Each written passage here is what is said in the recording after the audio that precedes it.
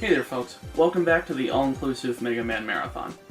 After the success and impression that Mega Man 7 left on me last time, I'm really curious to see if Mega Man 8 will be able to do the same.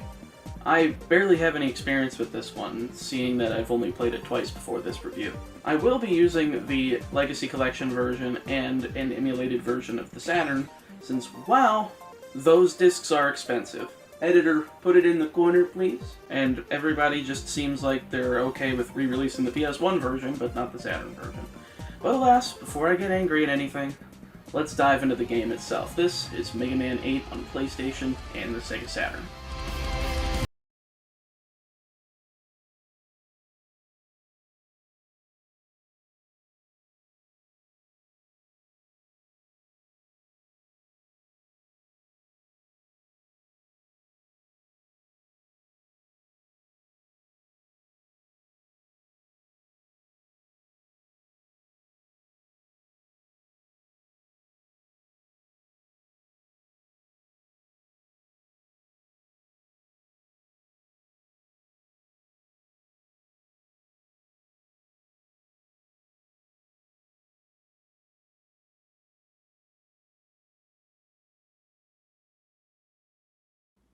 So, we're onto PlayStation and Saturn already. Seeing that Mega Man 7 was released in 1995, it's not surprising to see the movement in more advanced hardware. The game actually almost didn't come to the PlayStation when Sony of America initially turned down this game and Mega Man X4, since they saw them as archaic 2D games and wanted to push the 3D graphics of the hardware. But since they saw it was going to the competition in the Sega Saturn, they came crawling back to Capcom, leading them to give the Saturn version a bonus, such as richer audio and the inclusion of extra boss fights in a rematch with both Cutman and Woodman. It's also nice to see that they didn't hang on to the Super Nintendo for Mega Man 8, since I feel like if Mega Man 8 would have been in the same art style as 7, it really wouldn't have been as impactful as this one actually is, but I digress. What's important here is the opening FMV. There's not too many great FMVs used in games, but this is good. Aside from Proto Man's face, somebody please tell me why his face is just sitting there while the rest of them are just oh well. The rest is pretty great though, going through Mega Man's numbered adventures and a pretty accurate depiction if it were an anime. I'm not gonna give him any crap about him shooting in multiple directions, even though I want to, but what are you gonna do? After the title screen, we see a cutscene for what seems to be an actual story. This is what I want in Mega Man. Not just fight bad robots, beat Willy. It's very shonen, for the lack of a better term, with the fight ending when the purple guy, presumably evil space robot, crash lands on Earth, leading to Mega Man needing to check it out. Unfortunately, the scene was immediately downplayed by the lack of, well, good voice acting. Standard complaints by this point, to be sure. Mega Man sounding more like a girl than Roll does. Hey, Zach! Why must I fight you? We are not enemies! Shut up! Mega Man calling Bass Bass. Hey, Zach! And Bass just sounding like his actor was recording in the basement in the middle of the night. Don't run away, coward. You'll pay for this insult. I'll be back. I can't get into the characters here, so I checked out the Japanese version to see if the acting was any better on their metrics, and since I have a friend whose first language is Japanese, she was able to tell me that the acting in the Japanese version was like a more typical kids anime of the 90s. Not terrible, but not utter perfection. Perfectly acceptable, but that the English version was really, really bad in comparison. We may be able to locate another energy emission from the radar room. When we find that meteor, we'll find Dr. Wally. So, there you have it, folks. Bad acting or not, we've got a game to cover here. Starting out, we've got a great intro stage, actually. And what gets me immediately is the introduction in the Mega Ball. You see, you can basically use this as a second mid-air jump with precision, which will definitely come in handy later on. Another thing to note is that bolts are not handled like they were in Mega Man 7. Instead, they're collectibles that you can redeem for upgrades, which you'll see one or two of them depending on how you go through the intro stage. Many of these upgrades are pretty nice. I love using the rapid part and shooting part together, since they basically make rapid fire the default, as well as the high speed charge so that I can fire off 5 shots, and then a charge shot within quick section. It's great for mini-bosses and other enemies that I can take considerable punishment, combine those with the step booster, which allows Mega Man to climb ladders faster for some reason, the hyper slider, and the power shield, which eliminates knockback, Seriously, all the damn knockback in the classic games is dumb, and this fixes it, and it's a godsend. But with all of those upgrades, you've got an immensely mobile Mega Man that can pack a punch. This is the closest thing that we've gotten to the classic series getting to X territory with speed and power without it being as a playable base, so it's pretty cool actually. Anyway, back to the stages. The intro stage ends with a crab boss that's weak to the weapon that you got in the stage, exactly how I would want a tutorial to work. Let you figure out what you're supposed to use. You can use the Mega Buster, but it's not going to get you anywhere, but you remember getting the Mega Ball. Kick it into it and then shoot it with the Mega Buster and it'll be over in a jiffy. It's perfect for a beginner who's just getting their feet wet with the series. But now that that's done, this is the most beautiful stage select in the entire franchise. Better than any else from the classic or X series, with a theme that's short, sweet, and shows the calm before the storm. Then again, there really isn't that much of a storm to begin with. Also only 4 Robot Masters, huh? I've seen this setup numerous times before, so I doubt this is it. I highly suggest starting with Grenade Man, actually, since he's a fun yet not too tough boss to take down with just the Mega Buster. The stage itself is actually full of blocks that can be blown up by shooting them, making them a fairly unique obstacle that we haven't seen in the series thus far. The closest thing I can think of is in Gemini Man's stage with the tadpole things, but this feels a lot more original. The stage otherwise is pretty soundly designed, and the boss fight is where the real fun begins. Grenade Man has a desperation counter, where he blows up the floor, leading you to an uneven area that makes dodging the attacks with the slide much more difficult. I love it, even though the desperation attack thing from 2D bosses has been done to death in games at this point, but I love the weapon acquisition screen in this game as well.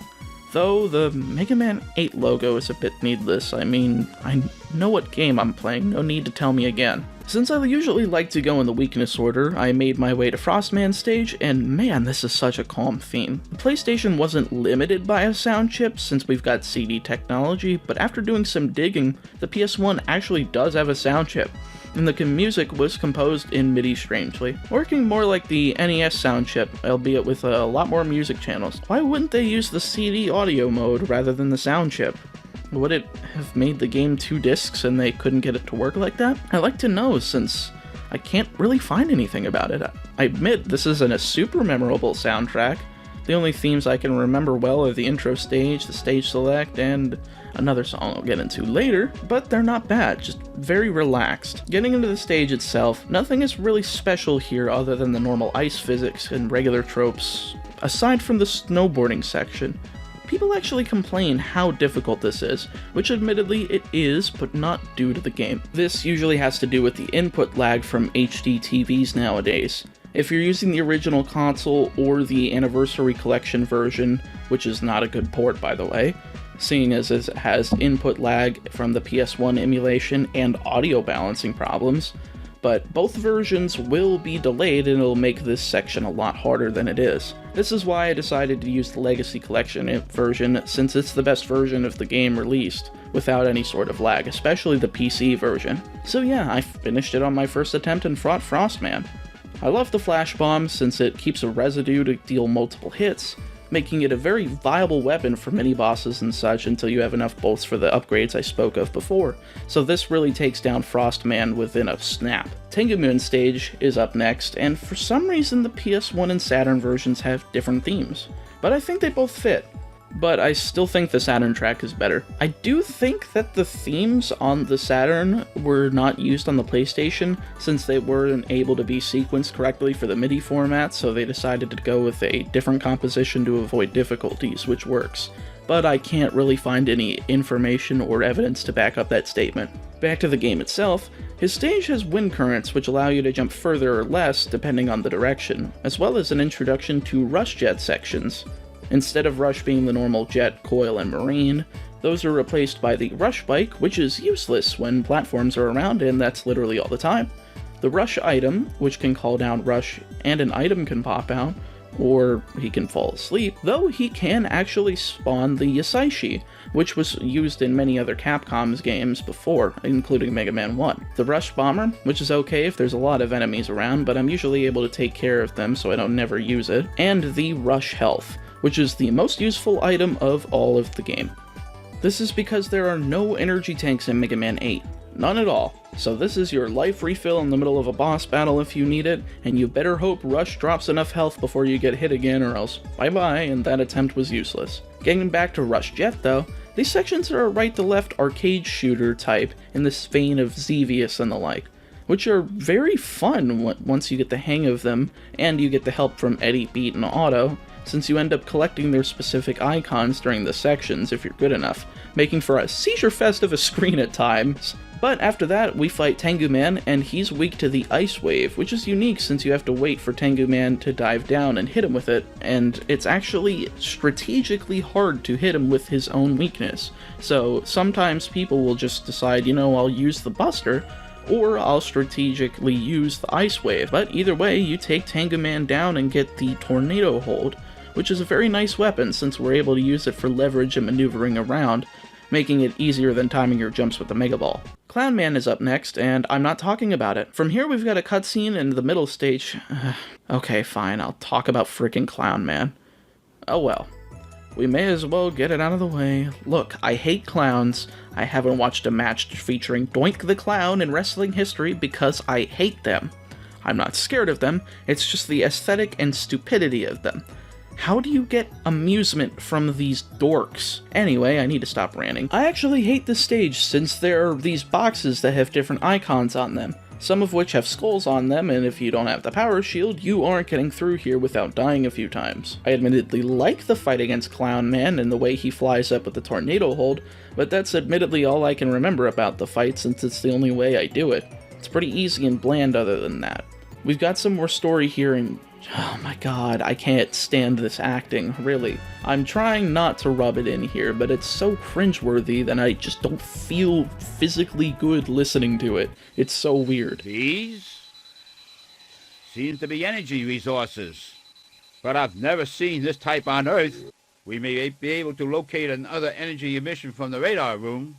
When we find that meteor, we'll find Dr. Wily. The other robot that crashed at the beginning of the game awakens in Dr. Light's lab and goes off, leading to a confrontation in the middle of the stage. Why is this here? Why couldn't we see this in cutscene form? I don't want to play this dumb stage, even if I can rematch one of the older bosses in the Saturn version. Even after the stage, I have to hear incessant screaming from Mega Man in another cutscene while being electrocuted by this gorilla bot for a good 20 seconds. I counted it. A good 20 seconds before being rescued by Duo and being able to attempt to storm Dr. Wily's castle. Why? Oh wait, no, he's called Wily this time. That's great. But there's a force field, and we can't go into it. We need another 4 places on the planet to unlock so that we can break the force field. This calls for 4 more Robot Masters, and sure enough, there they are. These 4 are where the game is truly spiced up. I went after Aquaman first out of this new group, whose stage really isn't that special, but his mini-boss is. In a vertical shaft, you're basically falling down a waterfall and fighting this boss. But what's so special about that? Well, the fact that verticality really isn't seen in all of the classic series without numerous platforms being around, which there are. But the constant motion makes it a very neat concept, so I really enjoyed this little boss battle. I tend to think verticality as a device used in X, Zero, and ZX way more to the classic series due to the wall jump, but they nailed it here and made it possible for classic Mega Man to get around. Also, I'd make a joke about the boss being named Aquaman, but that's a far past dead horse that's probably needing to be buried 20 feet under the ground because of how smelly it is. After this comes my favorite stage in the game, Sword Man. This is a challenge-based stage that doesn't require you to go in a linear progression. Rather, you can take these little sections in whatever order you'd like. It's a perfect example of how to do a level in a non-linear fashion and make it good. Swordman himself is rather an oddity though, seeing as his body can separate into 2 halves. It reminds me a lot of this boss from Mega Man X1, just not as huge. I like that the fire element that he has is also very underplayed, so that you really wouldn't know that the water balloon was his weakness unless you went to go to fight him. Very clever by the developers, and I remember this being a pleasant surprise on my first playthrough years ago. Searchman is next, and I really have nothing to say about his stage. There's nothing special, but it's decent enough for being what it is. A forest level. Except this right here. I don't like this. Like, how are you supposed to see that door unless you knew beforehand? Other than that, I just get weirded out by seeing Searchman and his 2 heads. Eventually we'll have a robot master named Hydra Man, and I'll be freaked out by him because he has even more heads. The last boss is Astro Man, and the level is, a majority of it is a maze. Now, I know most people don't seem to like this level, but that's because they don't think outside of the box. This level is actually extremely fun when you know how to use the Tornado Hold and Mega Ball appropriately to jump around and go where you please. But I see that you shouldn't have to mess with an already awkward mechanic by jumping off the Mega Ball as it is, so I understand the complaints, but I find this stage enjoyable. It's a guilty pleasure. Astro Man is also just a weird fight. It's so easy since the homing sniper is basically a multi-shot homing torpedo from, again, the original Mega Man X, so I have nothing but praise for it, but it really just massacres Astro Man, and because of it, we're able to take on Wily's Fortress. And why is there another one of these? I mean, I get why there was one in Frostman stage, but like, there's no snow here. In fact, it's the opposite of snow. It's a cave near a volcano. I don't know where this is, but it's definitely hot. Now, no, go away. And this is followed up by an annoying Thunderclaw area, and a terrible boss fight that requires that I fight it with the Mega Ball. Now, I may love this weapon as a maneuverability tool, but not as a weapon, since it controls like trash. It's pretty bad to the point where I almost died during my deathless playthrough here. Just no, please. Wily 1 is also a pile of garbage that somehow combines 3 really bad ideas into one amalgamation of dumb, so sorry, doesn't get a pass from me. Luckily, Wily 2 is pretty simple and includes another one of those nifty rush jet sections that I enjoyed, as well as a boss that requires that I take down each section, which is actually kind of neat since at least each section doesn't have a different health bar like that big old dolphin boss in Mega Man 9. So it feels like a really well-crafted stage. Wily 3 is pretty boring though, except for what should have happened earlier, and that's an encounter with Bass. Bass uses the evil energy and treble to combine and immediately get its butt whooped. Like, jeez. Mega Man 7 had a way better boss battle for him. This one is a joke, and he's supposedly even more powerful now that he absorbed the evil energy. I mean, I like the animations of his moves, that's a plus, but that's not good enough. Even the Green Devil, the end boss for this stage, is a joke, taking only 3 cycles for me to take him down with the Thunderclaw.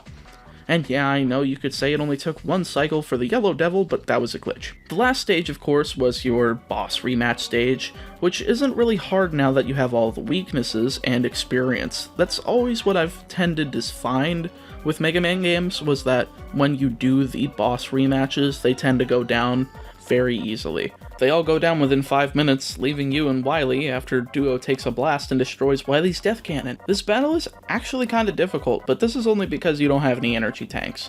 However, with rush health, you'll probably win. You'll just need some skill in dodging, but not as much as Wily Capsule 7. You'll outlast Wily, and with that, Duo drains the last of the evil energy on Earth from Mega Man, leaving the planet and ending the events of Mega Man 8. Wow, what a game.